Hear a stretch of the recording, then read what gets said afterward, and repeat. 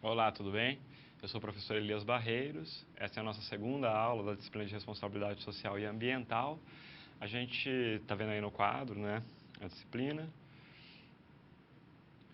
O nome da aula de hoje é Contradições do Desenvolvimento Sustentável e a Abordagem Ecológica e Social. A gente tem aí um breve resumo sobre a aula, sobre aquilo que a gente precisa para desenvolver uma boa reflexão acerca do tema proposto. Então, a gente está discutindo os movimentos em prol do meio ambiente nessa aula, né? A governança corporativa, a responsabilidade social empresarial, o meio ambiente e a triangulação dos interesses nas sociais aplicadas e gestão organizacional. Essas são as perguntas que vão nortear, de princípio, a nossa discussão de hoje, nossa aula de hoje. Como na aula passada nós teremos as nossas situações problemas, as nossas situações geradoras de aprendizagem, para darmos contas, então, das seguintes questões. Em termos de perguntas, né, para a gente começar aqui, a importância dos movimentos sociais e a cidadania está na reivindicação e promoção da cidadania? Primeiro ponto. As empresas devem promover seu controle em face da qualidade do meio ambiente? A responsabilidade social e ambiental é uma obrigação empresarial? Então, começamos com essas perguntas e daí a gente vai refletir os conceitos de movimentos sociais, os conceitos de políticas públicas, os conceitos de gestão, governança corporativa e assim por diante. Então, convido você desde já a participar do nosso chat de aula, a participar da nossa aula atividade, que será na sequência, está bem interessante também. Lembrando que os fóruns da disciplina também estão ativos, então vocês já vão ver lá 3 fóruns, pelo menos 3 tópicos de fórum no seu ambiente virtual. Convido a todos, então, a participar do fórum também. Então, desde já, desejo uma boa aula para todos. Vamos ao vídeo de abertura para iniciarmos a nossa discussão.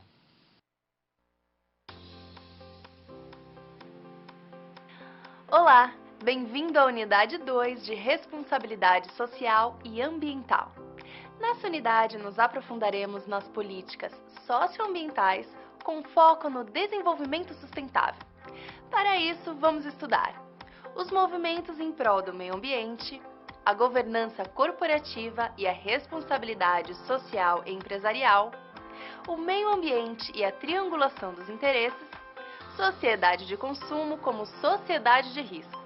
Entidades voltadas para a preservação ambiental sempre existiram, mas foi na década de 70 que emergiram como um movimento social e, desde então, vem se destacando como uma questão de ordem pública emergencial. O ecologismo que muitas dessas entidades defendem sugere olharmos para o planeta sob o ponto de vista ecocêntrico, ou seja, é uma linha de pensamento que tem os interesses do meio ambiente como foco principal e não os interesses do homem. Essa ideologia surgiu a partir dos questionamentos sobre a escassez dos recursos naturais, quando o homem finalmente entendeu que eles são finitos e, a partir daí, passou a questionar como seu esgotamento iria afetar o destino das próximas gerações no planeta. O uso excessivo de agrotóxicos, a ameaça à biodiversidade, a poluição de rios e os riscos da energia nuclear são algumas das questões levantadas por esses movimentos sociais. Outro ponto a ser estudado é a governança corporativa e a responsabilidade social empresarial, que tratam de regras, processos, costumes e políticas utilizadas na administração de uma empresa. As organizações sempre contemplaram internamente os acionistas, o conselho de administração, os executivos e seus respectivos empregados. Hoje em dia, elas contemplam também os stakeholders, que são os credores, o mercado comercial, os fornecedores, os clientes e as comunidades afetadas com suas atividades corporativas. Os stakeholders são os responsáveis pelo planejamento de todos os envolvidos em um processo empresarial, com a intenção de contribuir para a otimização dos processos empresariais. A governança corporativa tem como objetivo recuperar e garantir a confiabilidade da empresa para seus acionistas, criando mecanismos de incentivo e monitoramento que assegurem que o comportamento dos executivos esteja alinhado aos interesses dos acionistas. Já a triangulação de interesses envolve o lucro versus a produção em massa versus o meio de produção, sob a perspectiva do meio ambiente. Essa linha de pensamento critica o sistema capitalista devido à desigualdade na geração de riquezas, uma vez que somente uma pequena parcela da população usufrui dela. Ainda que o capitalismo contribua com a economia e com a tecnologia, existem aspectos negativos que devem ser observados em razão dos problemas que causam, como a divergência entre capital e trabalho, a degradação ambiental, as desigualdades sociais e a extinção dos valores humanos. Além de discutir esses conceitos, nesta unidade vamos ver como a sociedade vem sofrendo com a aceleração desenfreada da produção em massa, que promove o consumo irracional e é muito estimulado pela publicidade e pelo marketing, levando a sociedade ao conceito de sociedade de risco. Tanto a sociedade de consumo quanto a sociedade de risco pertencem atualmente à chamada modernidade reflexiva, que avalia e reflete sobre a exploração dos recursos naturais de forma inadequada. A evolução técnico-científica é responsável por essa exploração inadequada, tendo em vista que esses recursos são os insumos na fabricação de produtos para o bem-estar coletivo. Contudo, a forma como foram explorados levou à degradação dos recursos naturais, nos fazendo refletir o quanto vale o nosso bem-estar em prejuízo do meio ambiente. Para colocar toda a teoria em um contexto prático, na SR dessa unidade, iremos acompanhar o caso de Abner, um morador do campo que testemunhou o desmatamento de uma vasta área de preservação ambiental com espécies raras que dependem da mata para não serem extintas. Vamos começar? Então não deixe de acessar o livro didático, as web-aulas, o material complementar e fazer suas pré- e pós-aulas. Bons estudos! Tá aí, nosso vídeo de abertura apresentou os principais conceitos com os quais a gente vai trabalhar na aula de hoje. Esses conceitos eles estão bem detalhados lá no nosso livro, então é importantíssimo, como eu venho falando, que você aluno, você aluna, leia um material disponibilizado, em particular leia esse material antes da aula. Então se você vem na aula com esse material já lido, feito já uma primeira reflexão sobre ele, certamente a aula vai ficar muito mais interessante, vai ficar muito mais fácil de compreender a relação de todos esses conceitos. Você está vendo desde a primeira aula que a gente trabalha com uma variedade enorme de termos, de conceitos, para tentarmos dar conta dessa discussão tão ampla que é a responsabilidade social e ambiental. Então é importantíssima essa leitura, tá? Porque a partir da leitura, a aula, a reflexão que a gente vai fazer aqui vai ser muito mais produtiva para todos nós. Mas vamos ao quadro, então, reforçar esses principais pontos que serão discutidos hoje. Então vamos refletir sobre essa ideia dos movimentos em prol do meio ambiente, ecologismo, movimentos ambientais. Aí a gente tem várias terminologias para nos referirmos a esses termos, ou a esse universo, né? Governança corporativa, vamos entender melhor o que significa. Responsabilidade social empresarial, discutimos um pouco na aula 1, hoje vamos voltar a refletir sobre o tema. O meio ambiente e aí esses interesses que a gente estava vendo agora há pouco no vídeo, na relação entre lucro, meio ambiente e meios de produção. A gente já volta com nossa primeira situação problema, vamos para mais um vídeo e aí a gente vai dar continuidade à nossa reflexão.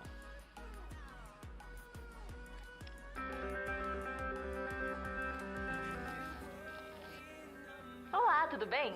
Espero que esteja gostando dessa aula. Como você pode perceber, é muito importante estudar o conteúdo da pré-aula no ambiente virtual antes de conhecer e resolver as situações problema. Vamos lá? As etapas para compreender e resolver as SPs são simples e facilitam os seus estudos. Primeiro, é necessário conhecer e interpretar os detalhes da situação problema, entender onde se passa a situação, quais agentes estão envolvidos e quais recursos estão disponíveis. Depois é a hora de problematizar a situação apresentada. Isso significa que seu desafio foi elaborado com base nas informações de empresas, experiência dos professores e acontecimentos do cotidiano de sua área. E por último, você vai solucionar as problemáticas. Para isso, você deve utilizar dos conceitos e das teorias vistas nas pré-aulas. Então o desafio está com você. É hora da SP1. Caso surja um ponto de interrogação, você pode sempre acessar o fórum e enviar suas dúvidas, ok? Bons estudos e até mais!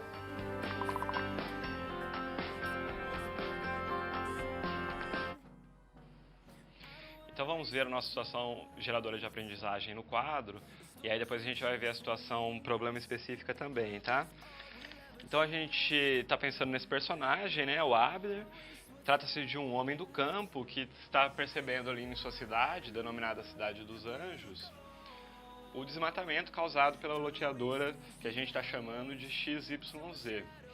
Há tempos, essa loteadora vem promovendo o parcelamento de solo na cidade, apesar da cidade possuir uma vasta área de preservação ambiental, e aí que é a preocupação, né?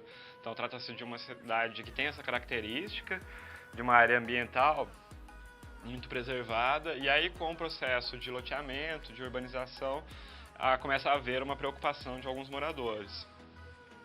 Essa área ambiental, ela possui espécies raras que dependem da mata preservada e intocada para não serem extintas, restando pouca área para a urbanização, agricultura, pecuária, indústria, etc. Pouco preocupada com isso, a XYZ está construindo um polo industrial, desmatando mais de 50% da área reservada inicialmente para a implementação. E aí a gente traz as seguintes questões para reflexão. A importância dos movimentos sociais, no caso, está na reivindicação e promoção da cidadania. É para isso, no final das contas, que os movimentos sociais atuam. As empresas devem promover seu controle em face da qualidade do meio ambiente, ou seja, essa deve ser uma questão levada de fato a sério pelas organizações privadas. A responsabilidade social e ambiental é uma obrigação da empresa? A gente tem falado disso, né? Tem feito essa reflexão. Vamos ponderar um pouco mais sobre o ponto. E aqui está a nossa primeira situação. A Abner, então, se opõe à empresa loteadora XYZ e promove um movimento contra esta, conseguindo adeptos para garantir que a cidade seja respeitada naquilo que eles consideram ser a sua grande essência e importância, que é justamente a ideia de ser uma cidade voltada para o meio ambiente. Esse movimento não tem formalização, ou seja, ele não está institucionalizado, mas tem se tornado forte ao passo que os moradores estão se opondo, e aí os moradores são desde os moradores mais velhos até os mais novos, né, buscando o reforço junto ao Ministério Público Local, o qual é guardião do meio, para reconhecer e considerar a cidade como patrimônio ambiental. O município, tanto na figura do prefeito quanto pela Câmara dos Vereadores, tem resistido a este movimento e essas ideias de Abner. Então a gente tem essa situação que há um grupo de moradores de uma cidade, que a gente está chamando aqui Cidade dos Anjos, que vai questionar o processo de loteamento de uma boa porção de terras para a construção de um polo industrial. Então está se questionando a maneira como isso está sendo feito, a quantidade de desmatamento que está sendo realizado para fazer esse loteamento de terras. A partir daí surgem uma série de questões, como vocês podem pensar, né? Como já podemos imaginar acerca deste universo. A gente vai ao quadro para ver um pouco desses conceitos, dessas perguntas que a gente vai fazer para refletirmos sobre o tema de hoje, da nossa aula. Trata-se então, a primeira pergunta, ela gira em torno dessa ideia de formalização ou não do movimento. A formalização do movimento é importante para expressar os ideais e os interesses de Abner e os demais adeptos pelo não desmatamento na Cidade dos Anjos? Como que essa formalização poderia acontecer? Poderia vir em torno, por exemplo, de uma ONG ou de uma outra instituição, uma outra associação qualquer. O movimento iniciado por Abner é um movimento de cidadania? A reivindicação representada pelo movimento, não ao desmatamento da Cidade dos Anjos? pode resultar numa política pública em relação ao meio ambiente. Então a gente está falando de política pública ambiental, a gente está falando em movimento social, nas características de formalização ou não, e obviamente estamos falando de meio ambiente. Vamos começar pelo conceito, pela ideia de movimento social, que já aparece aí no quadro para você. Movimento social é a expressão, pelo menos na definição que a gente tem no livro, aqui eu gostaria de abrir um parênteses. Existem muitas definições sobre o movimento social na sociologia, nas ciências sociais. Então vai depender muito de linha teórica, de autor, etc. Não é o nosso interesse aqui, especificamente, nos debruçarmos detalhadamente acerca da ideia teórica de movimento social. Portanto, a gente vai trabalhar a partir de uma definição que está presente lá no livro de vocês, no seu livro, no livro da disciplina, para a gente conseguir estabelecer um diálogo coerente dentro da nossa aula, né? O movimento social, então, é uma expressão técnica que tem como definição ação coletiva ou social ou de organizações sociais para defender direitos e promover interesses para conservar, preservar ou transformar uma ordem estabelecida numa sociedade determinada. Ou seja, os movimentos sociais são movimentos de reivindicação que muitas vezes propõem a criação de políticas públicas que esses movimentos consideram necessárias para a cidade, para o estado, para o país, enfim, para o mundo. No nosso caso, são políticas públicas em face ao meio ambiente, né? O movimento social pelas políticas públicas constrói a cidadania, na medida em que promove o interesse e a participação dos indivíduos naquilo que é do interesse público, do interesse coletivo. Todo e qualquer movimento social deve levar reivindicações que gerem políticas públicas com a eficiência necessária para garantir a proteção de direitos, como o direito ao meio ambiente. Então, o movimento social ele pode ter vários objetivos, vários tipos de ações. Aqui a gente está trabalhando com a ideia de um movimento social de uma cidade específica, com um objetivo específico, que é proteger o meio ambiente daquela localidade, e propõe para isso a criação de políticas públicas que garantam a preservação ambiental. Então, o primeiro conceito está aí, a ideia de movimento social, como que ele está atuando neste ponto específico. Qualquer dúvida, por favor, podem encaminhar para o chat, tá? Na medida do possível a gente vai responder. Vamos lá, podemos avançar? Portanto, esse movimento social está atuando dentro daquilo que a gente poderia denominar como ecologismo. E o que é o ecologismo? Remete à ideia de olhar o planeta sob o ponto de vista ecocêntrico, ou seja, no qual o meio ambiente se torna central para o debate. Em face das políticas públicas, ou seja, trata-se de uma ideologia política que surgiu das indagações ou questionamentos sobre a escassez de recursos naturais, os quais passam a ser considerados finitos. Diante disso, passou-se a questionar como seu esgotamento iria afetar o destino das gerações futuras no mundo. Se a gente retornar lá para o século XIX, ou mesmo para o começo, até meados do século XX, a gente não tem entre os cientistas e na população, entre os governantes e na população em geral, uma preocupação muito específica em relação ao meio ambiente. Por que não é essa preocupação? Porque não havia essa ideia de que os recursos naturais, eles seriam, pelo menos boa parte desses recursos naturais, eles iriam se esgotar.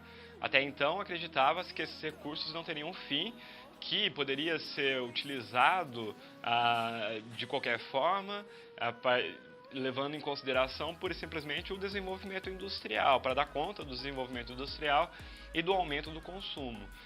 Com uma série de eventos climáticos desfavoráveis, então você tem tsunamis, você tem seca em momentos, épocas do ano em lugares que não deveria ter, você tem intensas chuvas em lugares que não deveriam acontecer de forma intensa, alagamentos e assim por diante. O mundo inteiro começa a olhar e medir as consequências dessa ação que o homem já efetivou frente ao meio ambiente e começa a ver, então, uma preocupação mais específica em relação a isso e daí uma série de políticas públicas nacionais e internacionais em relação à proteção deste ambiente natural. Podemos virar o quadro novamente. Tem uma pergunta que chegou aqui no chat, que traz a seguinte ideia: é essencial que haja a formalização da organização para que o movimento social seja legítimo? Essa é uma das perguntas que serão respondidas agora na resolução da nossa situação-problema, mas já adiantando, não é necessário que seja formal. A legitimidade do movimento não está na sua formalização, mas sim no que está reivindicando e se há um apoio de outros membros da sociedade em torno daquela reivindicação. A gente já vai voltar a isso, tá? Poluição corresponde a qualquer alteração provocada no meio ambiente em um ecossistema natural, agrário ou urbano. O significado vem do latim, que significa sujar. Então, obviamente, estamos falando de poluição e devastação, porque estamos tratando das políticas públicas ambientais e aquilo que devemos evitar, né? Devastação significa destruição, que corresponde à ação em si, de depredação, ou ao resultado da ação, como a depredação, o esbulho ou o saque. E o que são políticas públicas, que a gente já está falando aqui várias vezes, já citamos várias vezes. Se constituem em ações, atividades e ou programas desenvolvidos pelo Estado, direta ou indiretamente, com a participação de entidades públicas e privadas que visem assegurar o direito à cidadania de forma direta e difusa, que atinge as gerações futuras. Quando a gente usa o termo difusa, neste caso, em termos de direitos, a gente está falando nisso. Gerações futuras ou ainda grupos tradicionais, como povos indígenas, quilombolas, ribeirinhos, pescadores, etc., que podem ser atingidos por um grande projeto, por algum projeto de infraestrutura, etc., para determinado segmento, seja ele econômico, aqui, ó, cultural, étnico ou social. Tem uma outra questão aqui perguntando para explicar um pouco melhor a ideia do ecocêntrico dentro do contexto que a gente está falando. Ecocêntrico, então, é a noção de que o meio ambiente, de que a esfera ambiental, ela deve ser central nas ações do homem contemporâneo, do homem de hoje. E aí, por homem, a gente entende estados, a gente entende empresas, organizações e assim por diante. Então, essa noção, então os movimentos, o movimento ecologista, né, os movimentos ambientais têm como pressuposto uma ideia ecocêntrica, quer dizer, o movimento em prol do meio ambiente, em defesa do meio ambiente, por consequência, né, por estarem focados nessa ideia, tem a questão ambiental como central para a sociedade, para o mundo, para o homem de modo geral. Ou seja, se, de acordo com as ideias do ecologismo, dos movimentos ambientalistas, se não nos atentarmos para a questão ambiental, qualquer outra política, qualquer outra questão, qualquer outro problema pode se tornar secundário na medida em que os recursos básicos, os recursos naturais são fundamentais, essenciais para a manutenção da nossa própria existência. Não podemos existir sem água, sem alimento, por exemplo, e aí a questão ambiental está diretamente relacionada a isso. Podemos voltar para o quadro para dar sequência aqui à nossa discussão. Víamos falando de políticas públicas, então, que são essas ações, programas, e aí é interessante que essas ações e programas elas sejam acompanhadas, avaliadas, monitoradas, não só pelos agentes públicos, mas também por todo e qualquer cidadão.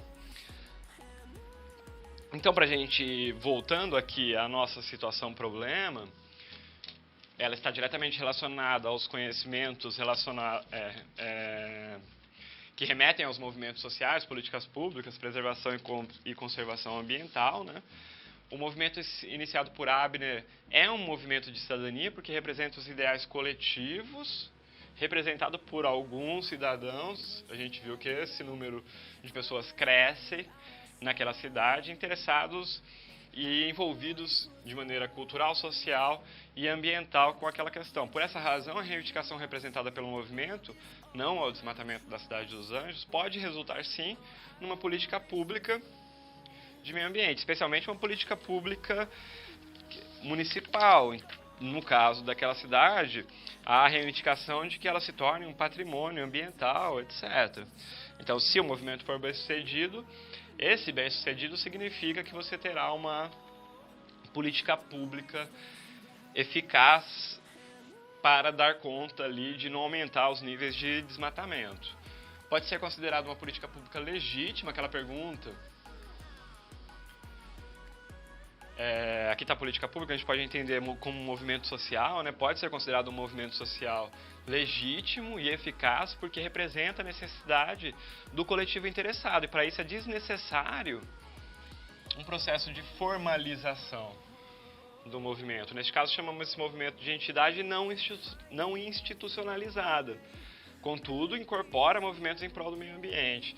As entidades nacionais e internacionais, assim como ONGs, eu citei isso rapidamente para você agora há pouco no começo da aula, iniciam-se na maioria das vezes como entidades não institucionalizadas. No nosso caso, esse movimento pode se tornar forte ao passo que os moradores estão se opondo àquela loteadora e exigindo seus direitos.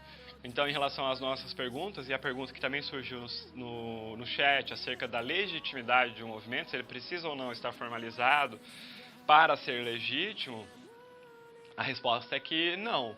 O que traz a legitimidade de um movimento social é que ele tenha uma base de sustentação, ou seja, ele tenha um número de indivíduos que seja considerável dentro daquela reivindicação, ou que a reivindicação seja justa, que a reivindicação seja ética, que a reivindicação tenha um apoio dentro do rol de reivindicações internacionais ou de organismos internacionais que sejam relevantes e importantes.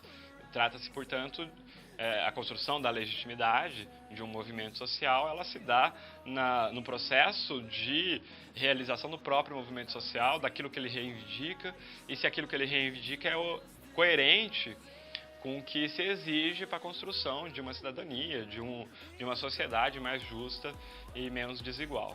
Vamos para a próxima situação problema.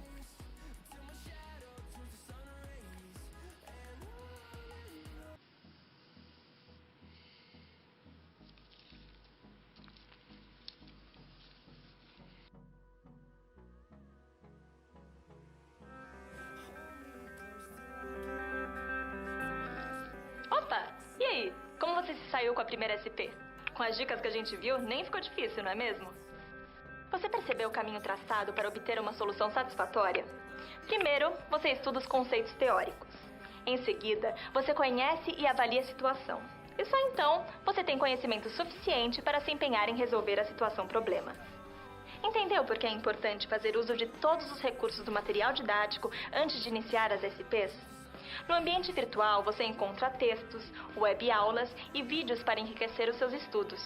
Vamos para mais um desafio? Boa sorte na SP2 e até mais!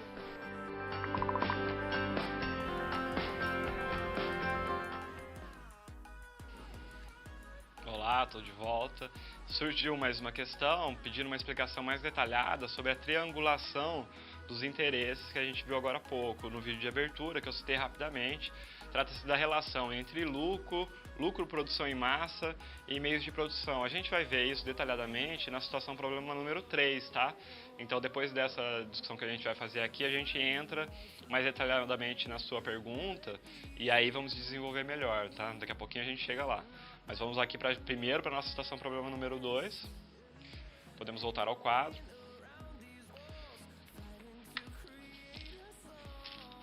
Deixa eu passar aqui.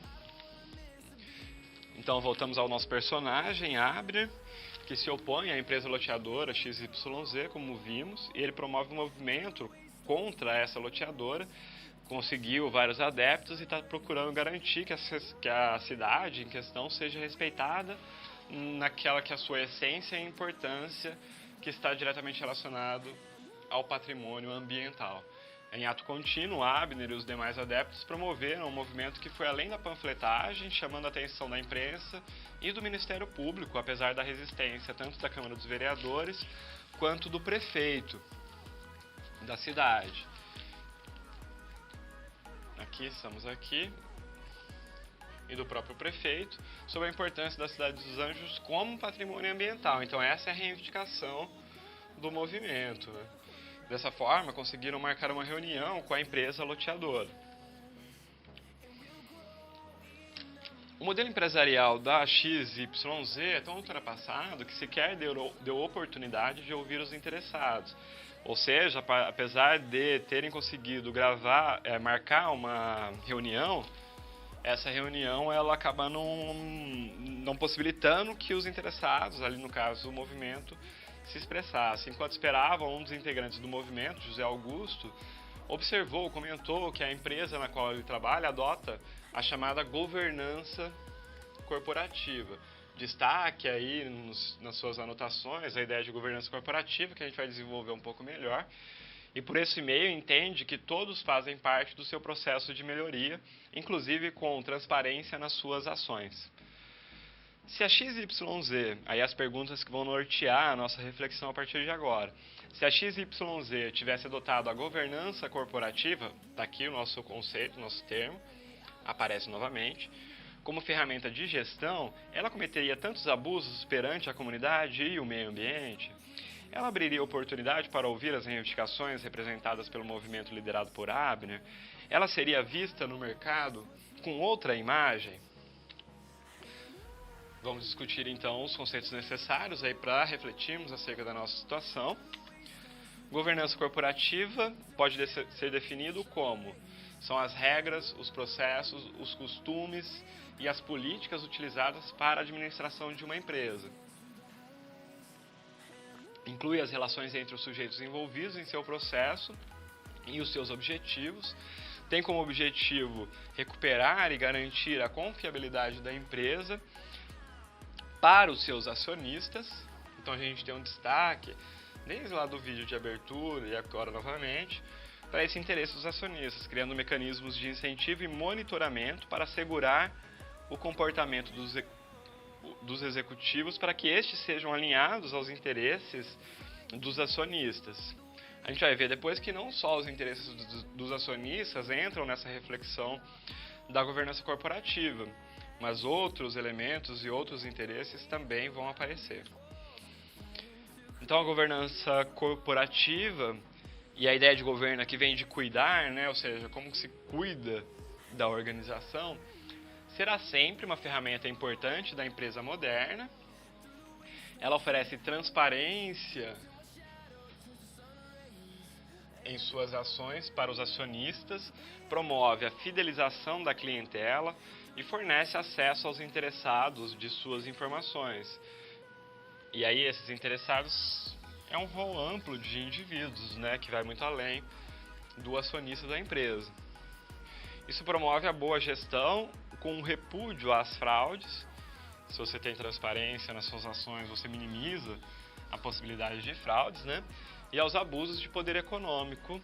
Isso envolve também a governança corporativa a respeito à sociedade, aos consumidores, além de ser uma ferramenta importante para construir uma imagem positiva da empresa. Então essa ideia da governança corporativa está diretamente relacionada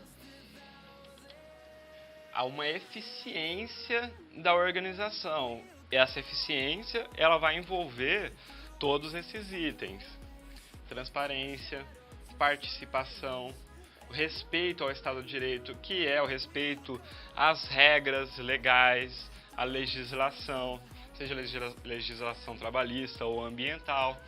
E envolve responsabilidade em relação à sociedade, à comunidade, aos indivíduos que de alguma maneira se relacionam com essa organização. Envolve uma orientação por um consenso construído dentro da organização e de preferência com todos os sujeitos envolvidos na ação dessa organização. Envolve a noção de igualdade e inclusão, que deve culminar em efetividade e eficiência, e isso tudo deve ser feito a partir de prestações de contas que deem aí respostas aos atos da empresa, a maneira como a empresa está investindo em diversas ações, sejam essas ações sociais, ambientais, etc. E a governança corporativa pode proporcionar também o desenvolvimento econômico sustentável, que é interessante porque quando você tem uma organização planejando estratégias para longo prazo, para médio prazo de suas ações, ela passa a ter uma sustentabilidade econômica da sua própria atividade, né? E pode prevenir erros estratégicos, abuso de poder e fraude, viabilizando a chamada responsabilidade social empresarial, que já a gente discute um pouco melhor. Ou seja, a ideia aqui de governança corporativa, ela visa atender, ela visa superar uma imagem tradicional da empresa que a gente tem, que essa está funcionando basicamente, exclusivamente para a obtenção de lucros imediatos. Muitas vezes uma organização em busca de um lucro imediato, de ampliar as suas margens de lucro imediatas, ela acaba por promover uma série de impactos sociais, uma série de impactos ambientais. Então, se eu quero ganhar dinheiro a curto prazo, se eu quero ter intensas margens de lucro a curto prazo, muitas vezes eu não estou nem preocupado com a imagem que eu estou construindo da minha empresa, da minha organização ou da organização da empresa na qual eu estou trabalhando. Ou seja, a governança corporativa, ela parte do pressuposto que essa empresa, que essa organização, ela está realizando um planejamento a médio e longo prazo. Dessa forma, interessa muito construção de uma imagem positiva. E construir imagem positiva a longo prazo envolve necessariamente um procedimento ético, de fato, nas suas práticas e nas suas ações. Procedimento ético, no nosso caso aqui, reflete a ideia de uma organização que respeita seus funcionários, seus empregados, seus colaboradores, como quiserem, e também respeita a sociedade na qual ela está atuando e, por fim, para chegarmos a uma última instância, respeita o planeta como um todo, na medida em que as ações que trazem impacto ambiental, elas atingem de alguma maneira o mundo como um todo, não só uma localidade, mesmo levando em consideração, e é importante que se ressalte isso, que em geral os impactos negativos são sofridos por pessoas reais e normalmente pessoas mais vulneráveis. Quem viu o vídeo da aula atividade 1, aquele que se referia ao racismo ambiental, notou isso, que os impactos das ações que de alguma maneira trazem poluição, trazem degradação, eles sempre vão ser sentidos por aqueles que são mais vulneráveis socialmente. Porque em algum lugar há um sujeito real que sofre um problema que muitas vezes a gente entende como sendo muito abstrato. A diminuição da camada de ozônio, aumentou a temperatura do mundo em 1 grau. Ninguém consegue imaginar isso, ninguém consegue ver isso concretamente, né? Ou poucos de nós conseguimos perceber isso concretamente.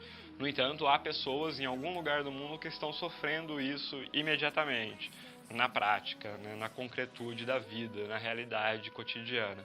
Mas vamos lá, vamos voltar ao quadro. Tem um outro conceito importante, que é o de stakeholders, que a gente já se referiu a ele em um momento da aula anterior, da aula 1, e agora a gente volta para entendermos como que funciona a governança corporativa.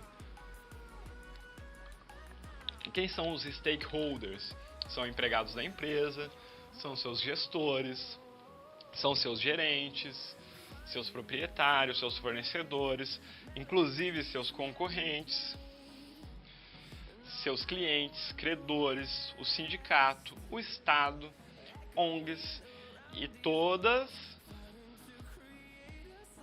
as demais pessoas que estejam relacionadas com uma determinada ação ou projeto empresarial.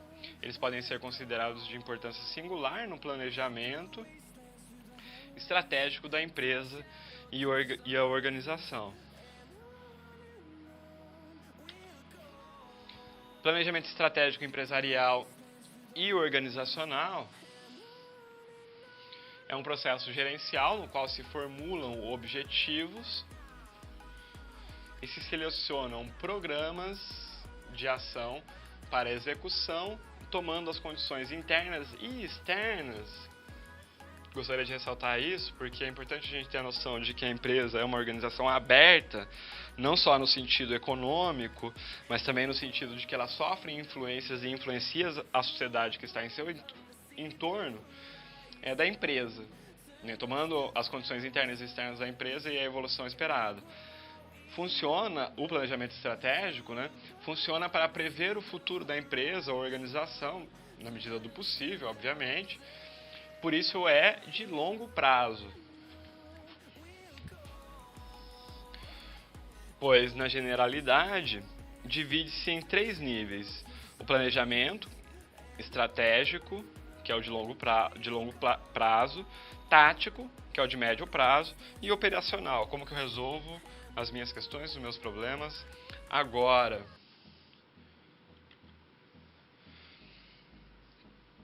Antes de irmos para a resolução do problema, do nossa situação problema, tem uma pergunta. Um resumo público de ações da empresa seria um exemplo de governança corporativa? Seria, porque promove esse processo de transparência, né, de comunicação tanto com o público interno da organização quanto do externo, né. As prestações de conta, o balanço, né, existe uma ferramenta que inclusive está vinculada à Bovespa, que é um balanço social da organização, além do balanço contábil, um balanço social que presta contas daquilo que a empresa realizou, como que realizou, o que investiu, o que deixou de investir, como que esses investimentos foram realizados na prática.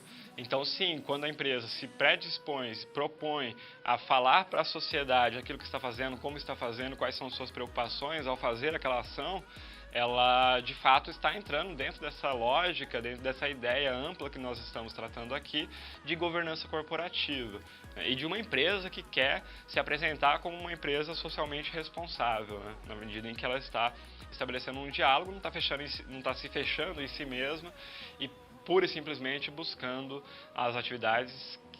que suas atividades sejam cada vez mais lucrativas. Vamos lá, voltar para o quadro para a gente resolver a nossa situação.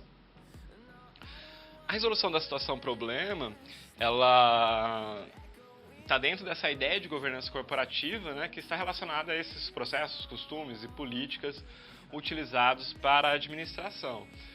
Então, respondendo aquelas questões que fizemos no início, se a XYZ tivesse adotado a governança corporativa como ferramenta de gestão, ela cometeria tantos abusos perante a comunidade e o meio ambiente?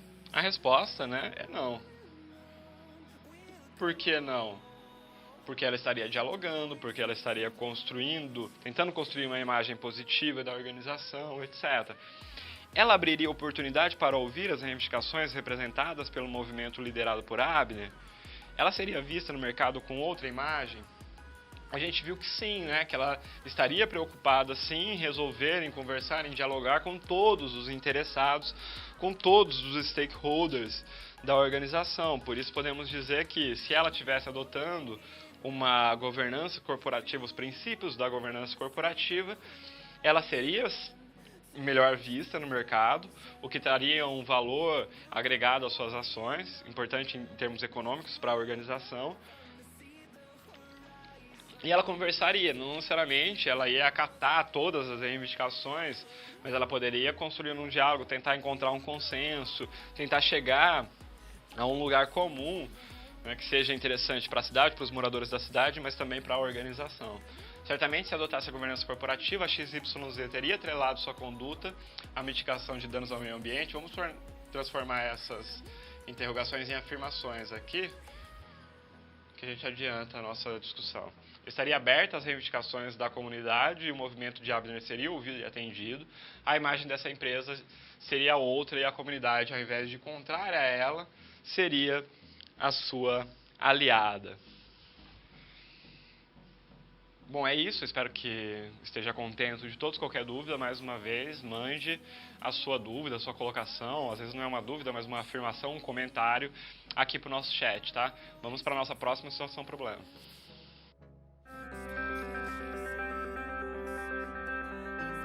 Olá! Agora que você já solucionou 2 das SPs, muitas das teorias vistas na pré-aula fazem mais sentido, não é mesmo? Essa é justamente a função das situações problema, te preparar de forma mais prática para a realidade da vida profissional. Já conhecer algumas das situações que podem surgir no dia a dia faz de você um aluno mais preparado para o mercado de trabalho. Bom, a SP3 já vai começar. Se ficar com dúvida em algo, pode entrar no fórum e enviar sua pergunta, ok? Até mais!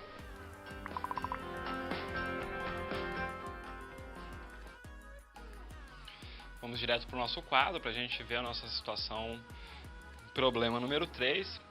Então, ainda estamos, né, nos referindo aí à loteadora XYZ. Ela está construindo um polo industrial na cidade dos Anjos, como vimos.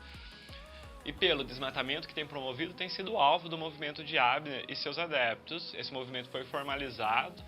Então a gente vê aqui que o movimento já mudou de status, pelo menos no seu sentido formal, né? No seu sentido legal. E agora é conhecido como Guardiões, cujo objetivo é defender a cidade dos Anjos dos danos ambientais e lutar pelo reconhecimento dessa cidade como patrimônio ambiental. Esse tem sido o objetivo desse movimento desde o início, como estamos vendo. Os integrantes do movimento Guardiões, a fim de redigir um requerimento ao promotor público e à imprensa, jornal, rádio, etc., afirmaram que estranham o fato da empresa não reconhecer sua responsabilidade perante a comunidade, pois cuida apenas de seus interesses, do lucro, da produção em massa e de seus meios de produção. Aqui aquela triangulação de interesses que a gente viu há pouco, ó, que até inclusive surgiu uma pergunta aqui no chat, já estamos entrando na nossa reflexão. A empresa, por sua vez, também resistiu a reconhecer tanto a produção quanto o meio de produção, por acreditar que, por ser loteadora, não trabalha com o consumidor. Entretanto, essa visão não é correta, pois considerando o meio ambiente diante de seu processo empresarial, não se pode descartar a relação de consumo. Este argumento será objeto do documento redigido pelo movimento, que ataca também a omissão da empresa XYZ, no que se refere à responsabilidade pela sua função social, a qual deveria ter as questões ambientais acima de tudo, inclusive em relação aos seus próprios interesses.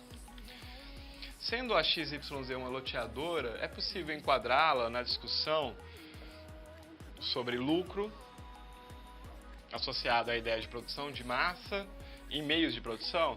Lotear terrenos é produção de massa? Neste caso, está loteando para a construção de um polo industrial, etc.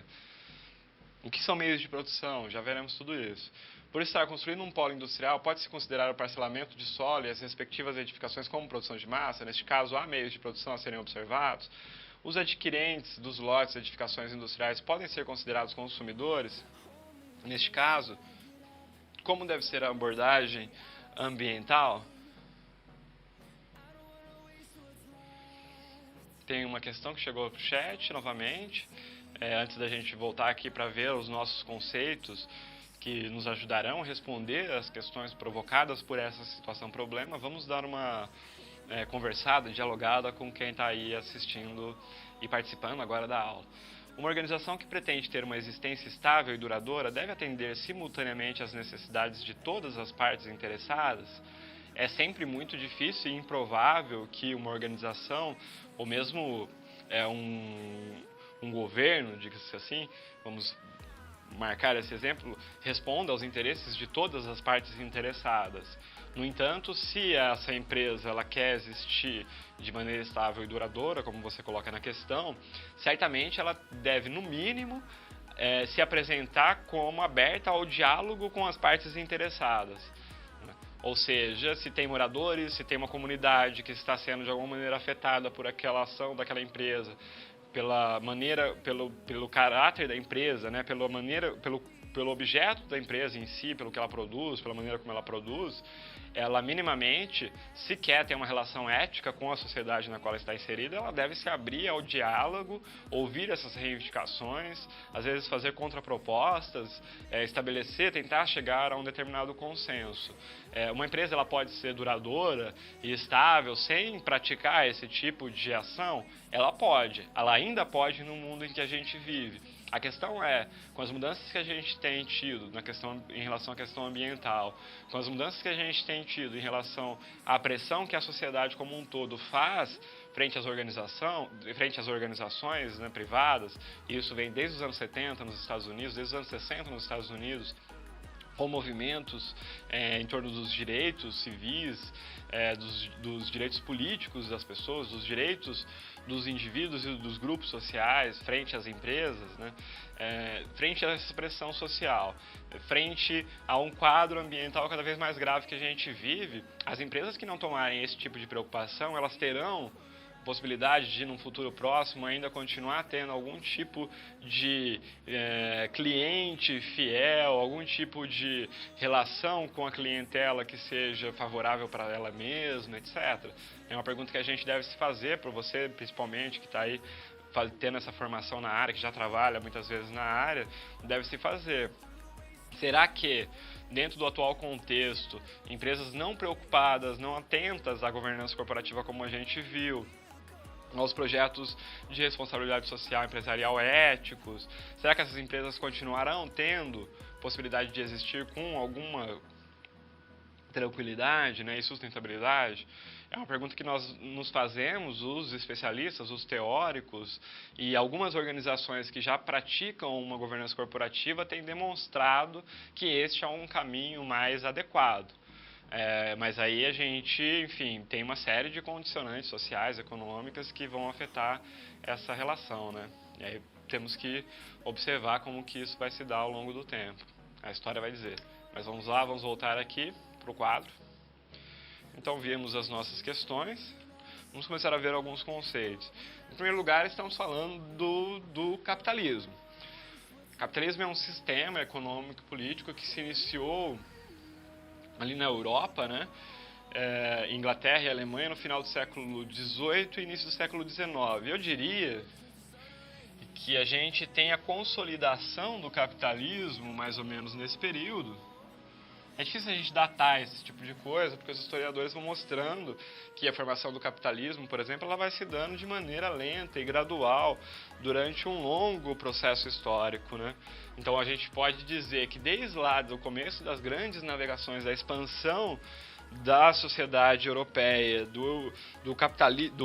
da produção europeia, da industrialização europeia, desde lá das grandes navegações, a gente já tem a formação do capitalismo. Aquilo que se chamava de capitalismo mercantil, né? E que vai se consolidar com os processos das revoluções industrial e francesa. Então a Revolução Industrial espalhou-se pelo mundo afora, sua base está no vínculo entre comércio e consumo, gerando o quê? Lucro. Essa é a base que sustenta esse modelo de produção. Por que que é a base que sustenta? Porque só através do lucro é possível reinvestir no capital, aumentar a produção, aumentar a empresa, ampliar as ações da organização. Por essa razão, quando falamos em capitalismo, nós estamos falando em lucro, porque o capitalismo é um sistema de capacidade considerável de geração de riquezas. Mas não só a geração de riquezas, né? Ele tem a capacidade de produção em grande volume de mercadorias. Qual que é a divergência que se estabeleceu entre capital e trabalho dentro do capitalismo? A classe operária vai sempre, proletária ou operária, enfim, vai sempre buscar o quê? Melhores condições de trabalho, afinal de contas todos nós queremos melhores condições de vida em todos os sentidos, como, por exemplo, a adequação da jornada de trabalho quando essa é excessiva, melhorias de salários e trabalho digno. Por outro lado, a lucratividade e o acúmulo de capital pela exploração sem limites da mão de obra. Este é um ponto-chave na discussão acerca do modo de produção capitalista, que ele consegue ampliar demasiadamente seus lucros pela exploração dos trabalhadores. Quer dizer, o trabalhador ganha menos do que deveria ganhar e trabalha mais do que deveria trabalhar.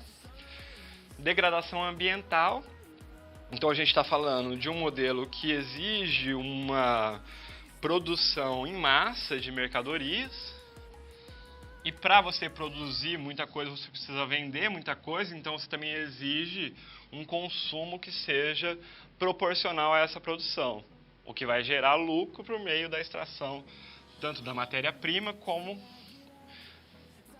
da produção de mercadorias em grande quantidade.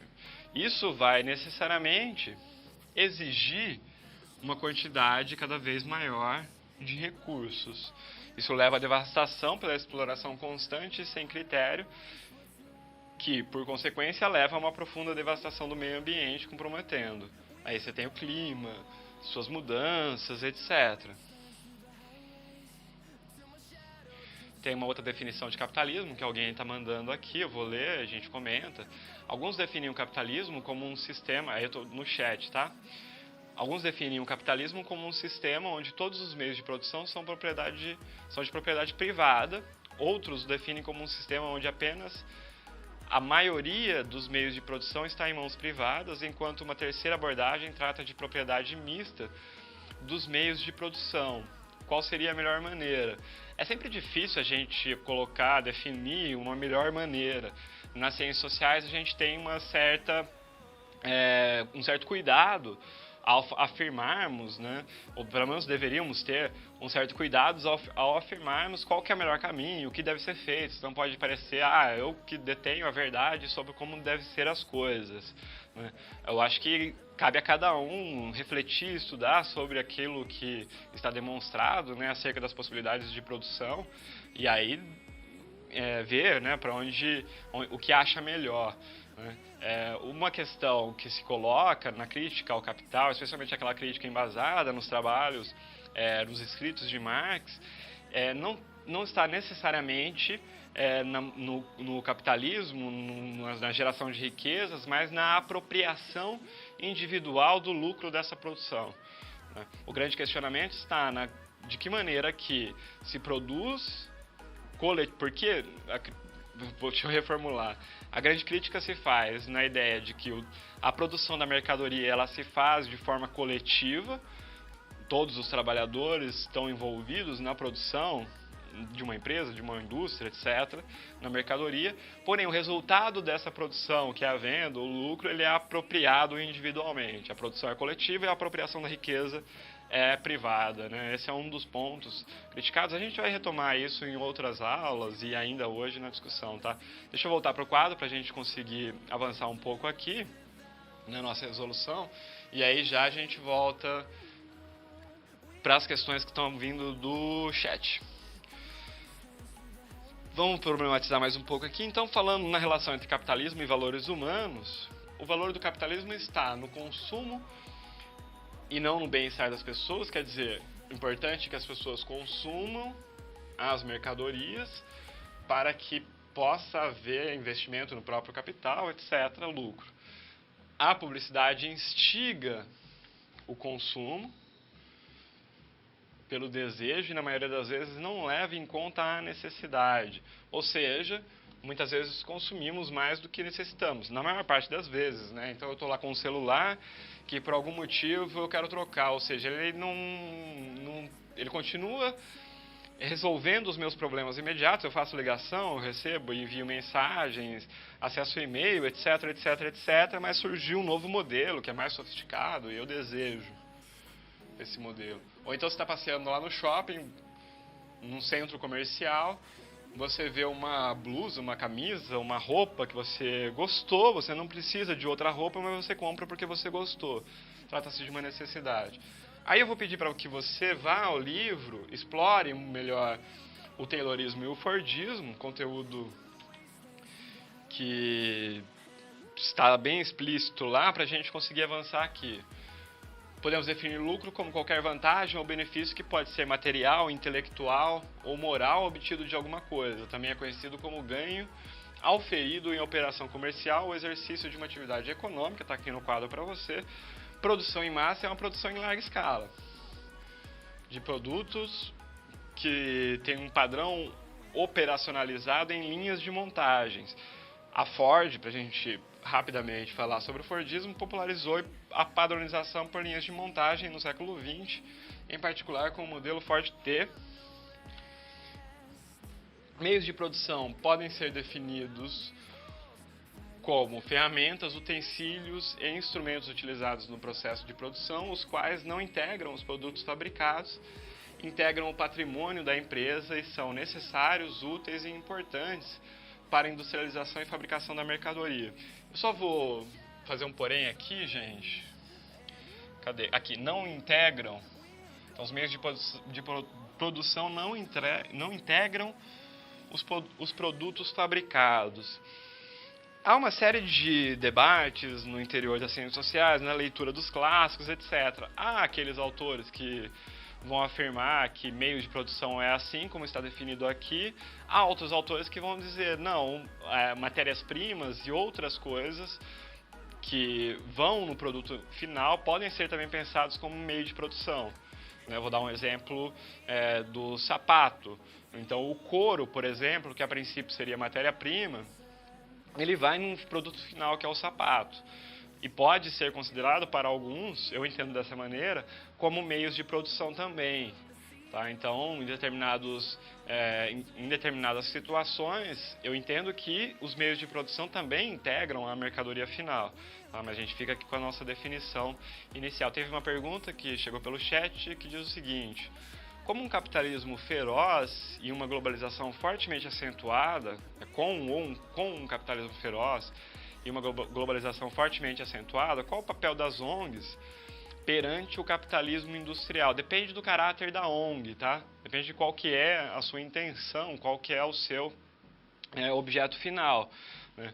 Há alguns que vão dizer que as ONGs ocupam um papel importante na medida em que o Estado não tem a capacidade de dar conta de toda a realidade social, portanto elas conseguem atuar, chegar em lugares onde o Estado não consegue, e aí traria um benefício para a sociedade como um todo. Outros dizem que as ONGs, elas, de alguma maneira, elas acabam por ocupar esse lugar onde o Estado não está atuando, mas aí faz com que as pessoas também não exijam que o Estado atue naqueles lugares.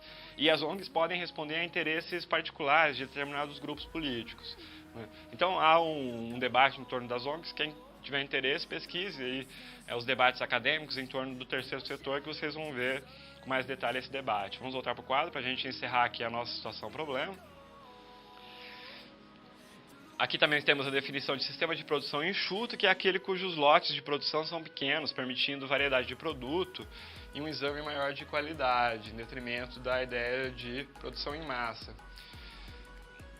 Então, em primeiro lugar, a XYZ, como empresa, tem obrigações com a comunidade, com a sociedade. Toda empresa tem, gente. Na medida em que a sociedade permite que a empresa exista e atua, ela tem obrigações com a sociedade, com o meio ambiente, com a economia, e ainda deve atuar promovendo o perfeito equilíbrio entre todos esses elementos.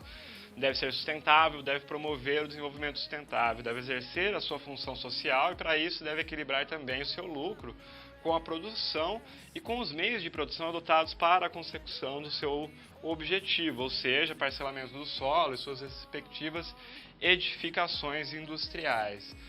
Por essa razão, a loteadora XYZ pode ser enquadrada na discussão que a gente está fazendo nessa relação entre lucro, produção de massa, mais meios de produção, pois tratando-se de uma empresa loteadora, mesmo com os cidadãos tendo dificuldade em compreender a produção em massa, que é representada pelo parcelamento do solo e edificação industrial que será consumida, ou seja, comprada pelos interessados que na condição de destinatário final são, sim, consumidores.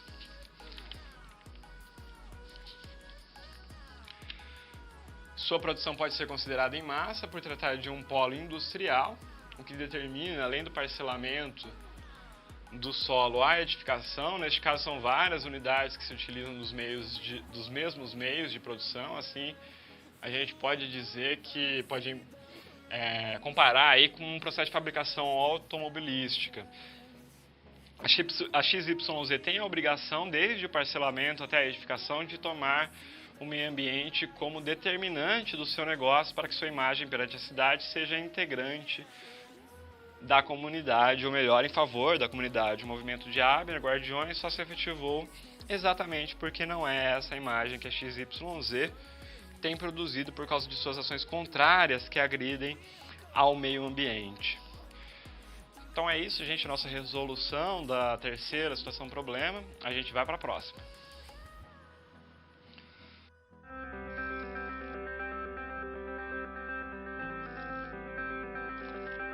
O trabalho de um bom profissional é a soma de conhecimento e experiência. O conhecimento você obtém estudando a pré-aula, tirando dúvidas no fórum, acessando as webaulas, ou seja, fazendo bom uso dos materiais oferecidos aqui no ambiente virtual. Já para ter experiência antes mesmo de ir para o mercado de trabalho, você precisa se empenhar na resolução das SPs.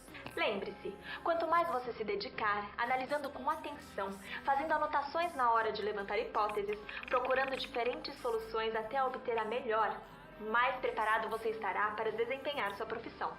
Você já resolveu 3 desafios, mas ainda falta esse P4. Se dedique, hein?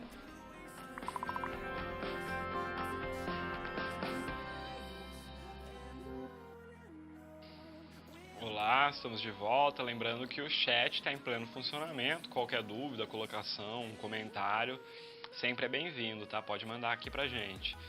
Vamos lá, vamos voltar pro quadro para a gente conhecer a nossa próxima situação-problema. Quer dizer, conhecer não, eu espero que você já tenha conhecido, porque eu estou aqui esperando que você já tenha lido essa parte do livro, né? A unidade 2 do livro, a qual a aula de hoje se refere. Mas vamos lá, a loteadora XYZ tem um modelo empresarial tão ultrapassado que sequer adota a governança corporativa e não tem transparência em suas ações, como a gente viu em situação problema anterior. A loteadora atua com produção em massa e para isso abriu linha de crédito no Banco Sul. Então a gente já está falando de um elemento a mais do que a questão ambiental, utilizando um contrato com cláusulas que podem ser muito ruins para os compradores. Então está aí a XYZ tentando levar vantagem em outro ponto. Por conta disto, o movimento Guardiões levou a questão ao Ministério Público pedindo providência. Do exposto, então, a gente levanta as seguintes questões. As ações da XYZ enquadram-se na ideia de sociedade de consumo ou de risco? A XYZ encontra apoio no sistema econômico brasileiro para ação que possa levar ao endividamento e ao empobrecimento? Os guardiões têm legitimidade para mais essa reivindicação? Afinal de contas, eles não estavam lá preocupados com a questão ambiental? O que vem a ser modernidade reflexiva, citada ali, é fruto da evolução técnica científica desenvolvida para o bem-estar social. Essa evolução técnico-científica promoveu a exploração de recursos naturais de forma inadequada, tendo em vista que esses recursos são os insumos na fabricação de produtos para o bem-estar coletivo. Contudo, a forma com que foram explorados os recursos levou à degradação do meio ambiente, obrigando-nos a refletir quanto vale o nosso bem-estar e prejuízo do meio ambiente. Sociedade reflexiva, dialogando com a ideia de modernidade reflexiva. A sociedade, seja ela pobre ou rica, vive o dilema entre o seu individualismo, decorrente de costumes exploratórios do meio ambiente, e a necessidade de uma reflexão para atitudes que mudem o conceito anterior. O que é o conceito anterior? É o mundo industrial, é o capitalismo industrial.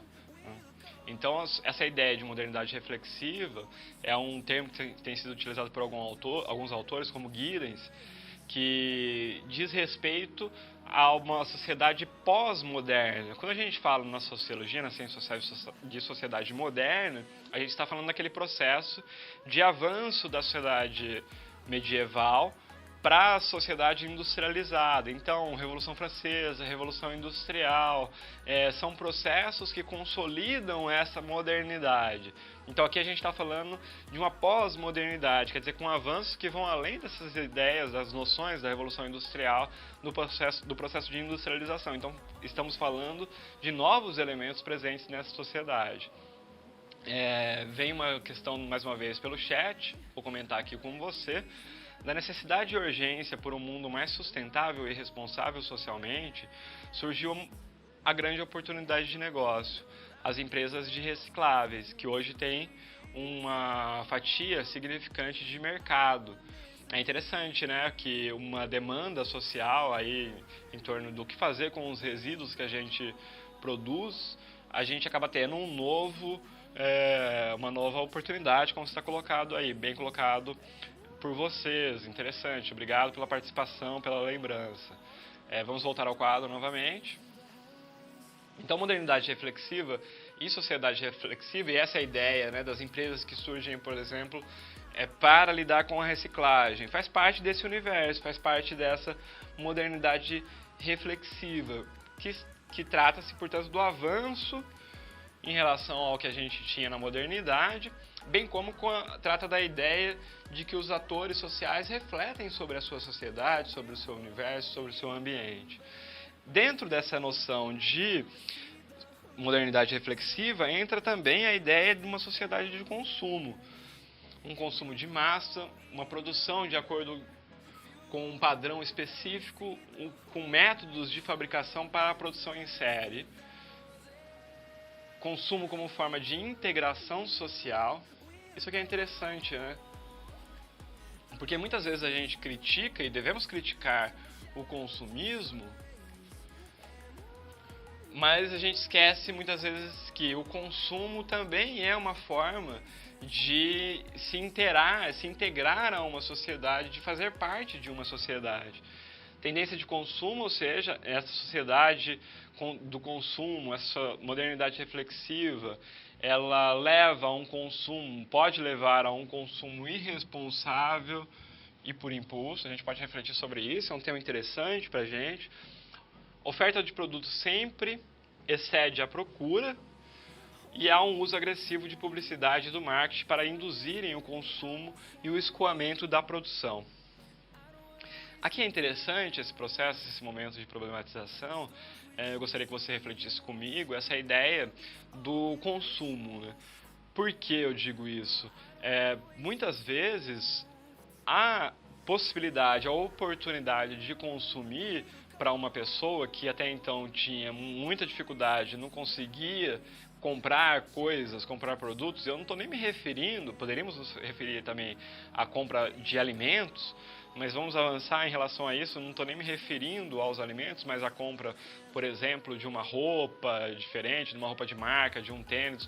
Me vem à mente especificamente jovens, né, para a gente pegar um exemplo, jovens que têm no consumo de determinados bens, como telefones, aparelhos celulares, roupas, acessórios, etc., tem neste consumo a possibilidade de ser, de alguma maneira, reconhecido socialmente, de alguma maneira valorizado socialmente, e como qualquer um, né, todos nós, de alguma maneira, por algum viés, por algum lugar, queremos um reconhecimento social. Seja do grupo que nos rodeia, seja da cidade em que estamos, do bairro, seja o que for. Mas a procura por um reconhecimento é importante para a nossa formação, para a formação da nossa autoestima, etc., não é? Então, muitas vezes a gente critica pessoas ou grupos de jovens por um consumo inadequado, mas sem nos perguntarmos, mas será que esse consumo ele traz o que para esses indivíduos? Percebam que isso é um grande problema social, na medida em que um consumo excessivo de mercadorias necessariamente vai levar a uma produção maior de resíduos, vai levar a uma extração maior de recursos. Ao mesmo tempo que o bem-estar social, muitas vezes, depende também de algum tipo, de algum nível de consumo. Como que a gente equilibra isso? Não há muita resposta, né?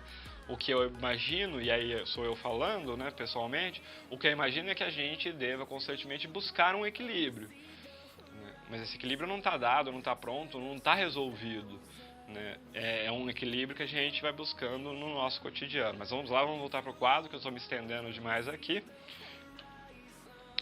Também vimos o conceito de sociedade de risco dentro da nossa reflexão aqui sobre o consumo em massa, sobre a produção em massa, etc. O que é essa sociedade do risco? Que alguns autores vão dizer que nós vivemos este momento social. Compreende a desproporção dos riscos em face da produção e do consumo. Com o avanço da ciência e da tecnologia, surgiram novas situações de riscos diferentes das existentes em décadas anteriores. Por exemplo, o uso abusivo de agrotóxicos, de fertilizantes, etc. A ciência e a tecnologia não dão conta do controle dos riscos. Há um certo controle, né, mas nunca vai ser total. Riscos ecológicos, químicos, nucleares, genéticos, muitas vezes são incalculáveis. Riscos democráticos que afetam os países e as classes sociais sem respeitar as suas fronteiras também é um ponto importante. As ações da XYZ enquadram-se perfeitamente na ideia de sociedade do consumo, pois sua atividade está compreendida no sistema capitalista. ao fazer de modo sistemático, característico da produção em massa, e um padrão específico com método para a produção em série. O seu produto leva a ascensão e credibilidade empresarial, portanto, para o pequeno empresário é forma de integração social. Veja um caso aqui de consumo que acaba sendo positivo em alguma instância. Pelo estímulo à operação bancária para a aquisição dos lotes, a XYZ está incentivando o consumo irresponsável. Aqui é um outro ponto. Quer dizer, a empresa está lá investindo no marketing, compra o meu negócio, compra o meu terreno, compra o meu empreendimento, que ele é vantajoso, inclusive eu te dou a linha de crédito necessária, etc. Porém, essa pode ser uma armadilha para esse consumidor. Além de já ter contra si o dano ambiental, está agora atuando contra o consumidor, garantindo desproporção entre o consumo e o risco, sendo o risco maior. Os guardiões têm legitimidade para mais essa reivindicação, sim, porque institucionalizado ou não, é composta por cidadãos que têm o dever de garantir o bem-estar da sociedade e cuidar da sua comunidade. Isso por si só nos garante aí a legitimidade da ação da organização. Vamos para mais um vídeo, eu volto na sequência para irmos encaminhando para o fechamento da nossa aula de hoje. E agora que todos os desafios foram concluídos com sucesso, é hora de refletir sobre o que foi visto. O objetivo das SPs é ampliar o seu conhecimento e te ensinar a como utilizar na sua realidade profissional os conceitos vistos aqui. Essa é uma metodologia que exige muita proatividade e empenho da sua parte, já que segue o modelo de uma das tendências mais avançadas no mundo, a sala de aula invertida. E em contrapartida, vai te transformar num profissional diferenciado e mais qualificado para desempenhar as funções da sua profissão. Por isso, faça bom uso dos materiais e das interatividades oferecidas. Não deixe de acessar o seu ambiente virtual e completar a sua pós-aula, ok? Cada parte do processo é essencial para a sua aprendizagem. Até mais!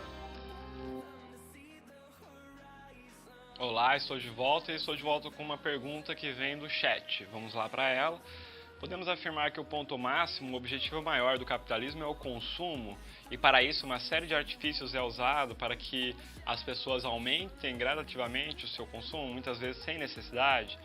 Diante dessa afirmação, qual a parcela de culpa dos meios de comunicação e publicitários? Bom,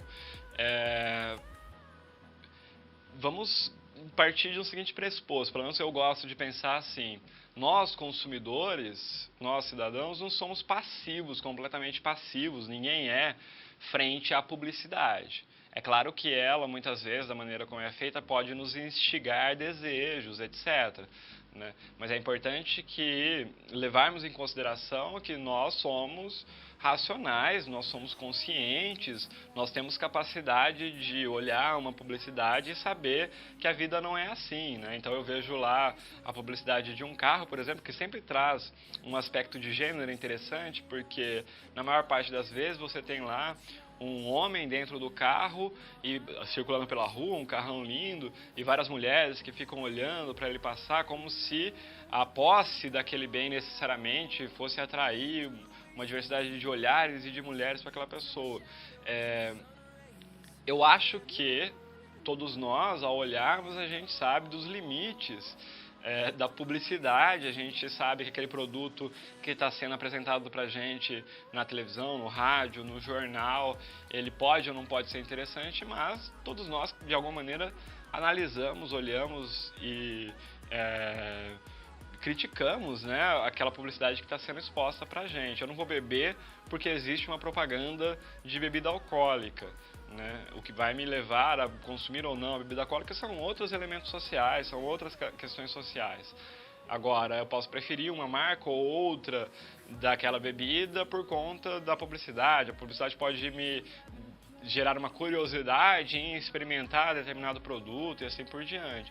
Eu não gosto de falar também em culpa, não podemos culpar e demonizar as emissoras de TV, rádio, os publicitários, as empresas de publicidade, que estão ali realizando uma atividade, né, realizando um trabalho legítimo, na medida em que eu ofereço para uma empresa uma maneira agradável, eficaz, eficiente de apresentar o seu produto para a sociedade, para as pessoas. Eu não gosto desse tipo de olhar que vai culpabilizar, que vai criminalizar esse ou aquele ramo por trazer determinados danos à sociedade. Eu acho que os indivíduos, eles têm a capacidade crítica para olhar a publicidade e fazer uma avaliação. É claro que também existe o desejo que essa publicidade ela provoca, mas eu acho que isso não é determinante, penso eu. O capitalismo, sim, vive do consumo, obviamente, porque vive do lucro, então precisa que as pessoas comprem as coisas, é preciso que as pessoas comprem as mercadorias para que essa engrenagem toda se movimente, né? Na aula que vem a gente vai ter exemplos interessantes de outros modelos de produção, outras possibilidades de produzir e consumir dentro da nossa sociedade atual. Por enquanto a gente vai voltar aqui para o quadro para a gente ir fechando a nossa reflexão. Estamos trazendo aqui uma sugestão para você aprofundar, para você ir refletir e discutir, tá? Temos aqui um programa, Iniciativa Economia Verde, que é um conjunto de processos produtivos da sociedade e as transações deles decorrentes, que pode contribuir cada vez mais para o desenvolvimento sustentável, tanto em aspectos sociais e ambientais. É um programa das Nações Unidas. Depois dê uma pesquisada para investigar melhor, para conhecer um pouco melhor, tá? Essas iniciativas elas devem ser pouco intensivas em carbono, em produção, eficiente no uso de recursos naturais e socialmente inclusiva. Aqui a gente tem um exemplo, né? Luiz Chacon Filho, presidente da Superbac, empresa especializada em biotecnologia para tratamento de resíduos. Produto inovador, Biobox, composto por cubos de bactérias que dão fim aos materiais orgânicos de caixa de gordura e fossas sépticas de estabelecimentos comerciais. Essa empresa desenvolve e seleciona bactérias que podem ser usadas para eliminar diferentes tipos de resíduos. Aqui dialoga com um comentário agora há pouco no chat, né, das empresas que surgem para fazer reciclagem de resíduos, que também é uma oportunidade que surge dentro de um contexto que a gente tem essa produção intensa de lixo, etc. Eu vou fazer uma breve pausa para dar mais uma olhada nas questões que vocês estão colocando, para que daí a gente finalize com alguns comentários de vocês. Até mais. Olá, estamos chegando ao final da nossa aula. Vou fazer um último comentário a partir de uma colocação que vem pelo chat, que diz o seguinte: essa onda de consumo não seria um fruto dessa sociedade pós-moderna, que tem uma velocidade maior de opções e necessidades geradas pelas mudanças constantes dessa sociedade? Em boa medida eu concordo com a sua afirmação, e muitas vezes esse consumo que a gente tem, né, e muitas vezes um consumo que extrapola aquilo que seria necessário, né, ele vem de uma série de necessidades que se estabelecem na sociedade, né, que tem muita relação com questões simbólicas. Isso é importante a gente pensar também, porque muitas vezes a gente fica muito preso às questões materiais, imediatas, e esquece que há muitos elementos simbólicos que interferem diretamente nessas nossas relações. A gente falava há pouco na aula sobre a questão dos aparelhos celulares, né? Um exemplo disso são aparelhos que funcionam perfeitamente, mas eles já não... dialoga com a questão que você está colocando, mas muitas vezes ele não tem a possibilidade de que eu tenha um determinado aplicativo que acabaram de inventar. Então, criaram um aplicativo, porém esse aplicativo exige que eu tenha um aparelho de celular que dê conta daquela tecnologia. Então, novos aparelhos de celulares são criados para dar conta da tecnologia que aquele aplicativo sugere. Então, você joga fora, por exemplo, um aparelho que está funcionando perfeitamente, cria resíduos, aquelas baterias são altamente poluentes, etc. Alguém em um comentário falou da lógica reversa, né, do consumo reverso, que é interessante também. Então, como que esses produtos eles devem voltar para aqueles fabricantes, para que você não jogue ele em qualquer lugar. Bom, gente, Estamos chegando ao final da aula, eu sei que não dá para comentar todas as colocações que você traz aqui para a nossa discussão. A gente tem a aula atividade daqui a pouco que pode nos auxiliar a refletir sobre algum ponto que não tenha sido esgotado aqui na nossa aula. Sugiro novamente uma atenção para a importância de ir ao livro, reler esses conteúdos, esses comentários presentes lá no livro, as discussões sobre as situações, problemas e os conteúdos, os conceitos presentes no livro, para ajudar aí a construir essa reflexão que a gente está fazendo em torno da responsabilidade social e ambiental. Você fica com o vídeo de encerramento da aula e a gente se encontra na aula 3. Até!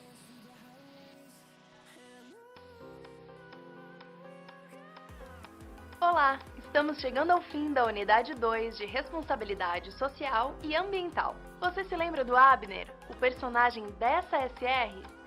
Abner é um morador da Cidade dos Anjos que testemunhou o desmatamento de uma vasta área de preservação ambiental com espécies raras que dependem da mata para não serem extintas.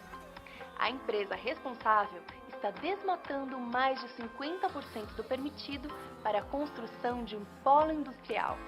Na SP1, a notícia sobre o desmatamento na Cidade dos Anjos se espalhou e Abner começou um movimento contra a conduta da empresa, com a intenção de garantir que a área verde da cidade fosse respeitada. Esse movimento não foi formalizado, mas representa ideais coletivos dos cidadãos interessados e envolvidos.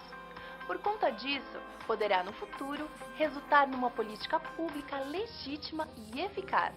E para isso é desnecessária a formalização do movimento. Na SP2, o movimento conseguiu marcar uma reunião com a empresa loteadora. Mas o modelo empresarial deles é tão ultrapassado que sequer deram a oportunidade para os integrantes se expressarem. Se a loteadora adotasse a governança corporativa, ela associaria sua conduta à redução de danos ao meio ambiente.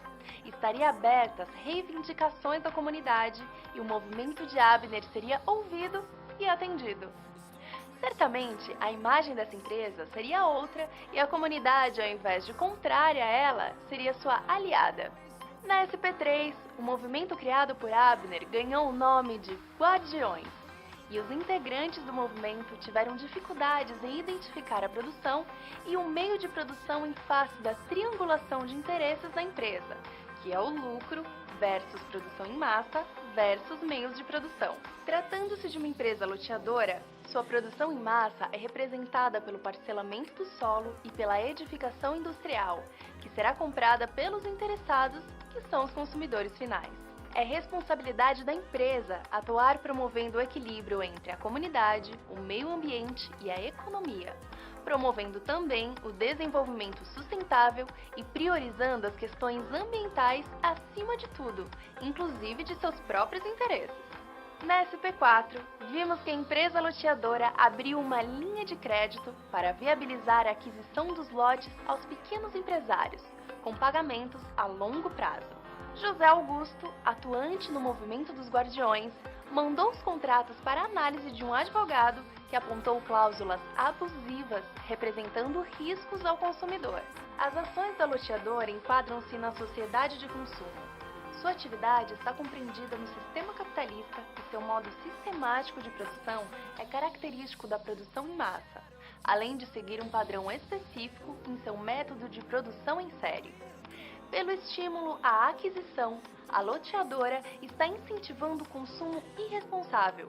A empresa está agora atuando contra o consumidor, o que garante a desproporção entre o consumo e o risco, o que não dá a garantia de enquadrá-la na sociedade de risco. Os Guardiões têm legitimidade para mais essa reivindicação, sim. O movimento, institucionalizado ou não, é composto por cidadãos que têm o dever de cuidar da sua comunidade. Para encerrarmos essa unidade, eu indico o curta-metragem Consumismo e Materialismo Destroem a Sociedade, disponível no YouTube. Busque também pelo artigo científico denominado Sustentabilidade Ambiental, Consumo e Cidadania, disponível no site www.cielo.br. Aproveite essas dicas e não se esqueça de voltar ao seu livro didático sempre que precisar. Bons estudos!